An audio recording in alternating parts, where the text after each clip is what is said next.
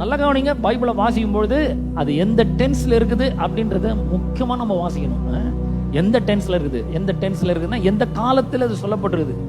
எப்போ அப்படின்னா, கோபாக்கினின் பிள்ளைகளா இருந்தோம் அப்படின்னா முற்காலத்துல நம்ம இருந்தோம். இப்போ அடுத்த வசனமே சொல்லுது, தேவன் இரக்கத்தில் ஐஸ்வரம் உள்ளவராய் தம்முடைய மிகுந்த நம்மில் அன்பு கூர்ந்த தம்முடைய மிகுந்த அன்பினாலே அக்கிரமங்களில் மரித்தவர்களாய் இருந்த நம்மை கிறிஸ்துவுடனே கூட உயிர்ப்பித்தார், கிருபையினாலே ரட்சிக்கப்பட்டீர்கள். முன்ன அந்த மாதிரி இருந்தோங்க, முன்ன கோபாக்கினின் பிள்ளைகளா இருந்தோம்.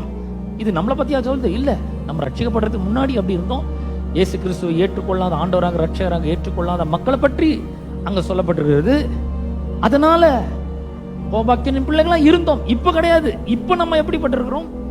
தேவனோ இரக்கத்தில் ஐஸ்வரம் உள்ளவராய் நம்மில் அன்பு கூர்ந்த தம்முடைய மிகுந்த அன்பினாலே அவர் அளவற்ற அன்பை நம் மீது காண்பித்திருக்கிறாருங்க.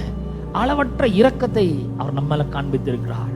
நம்மிட இரக்கத்தில் ஐஸ்வரம் உள்ளவராய், இரக்கம் பாருங்க, அவருடைய இரக்கத்துக்கு முடிவே கிடையாது. எரேமியாவே சொல்ற, அவருடைய இரக்கங்களுக்கு முடிவு இல்லை. முடிவில்லாத இரக்கத்தின் மூலமா நாம என்ன பண்ணப்படுறோம்? ரட்சிக்கப்படுறோம். அளவற்ற அன்பு நம்மால பொழிந்தரில் இருக்கிறார். நம்ம கட்டவர்களா இருந்தோம், கீழ்ப்படியாமின் பிள்ளைகளா இருந்தோம், ஆகாயத்து அதிகார பிரபுவாக ஆவி கட்டப்படியா நடந்து கொண்டோம். அப்படி கோபாக்கினின் பிள்ளைகளா இருந்தோம். அப்படி இருக்கும் பொழுது இயேசு நம்ம மேல அன்பு கூர்ந்து தம்முடைய மிகுந்த இரக்கத்தை நம்மள காண்பித்து நம்மை கிருபையினால அவர் என்ன பண்ணாரா? ரட்சித்தார். கிருபையினால ரட்சிக்கப்பட்டீர்கள். கிருபையினால நம்ம ரட்சிக்கப்பட்டோம். இப்போ யாரு? இப்ப கோபாக்கினின் பிள்ளைகள் கிடையாது, தேவனுடைய பிள்ளைகளாய் நாம் இருக்கிறோம். நீங்களும் நானும் எப்படிப்பட்டவர்களா இருக்கிறோம்? தேவனுடைய பிள்ளைகளா இருக்கிறோம்.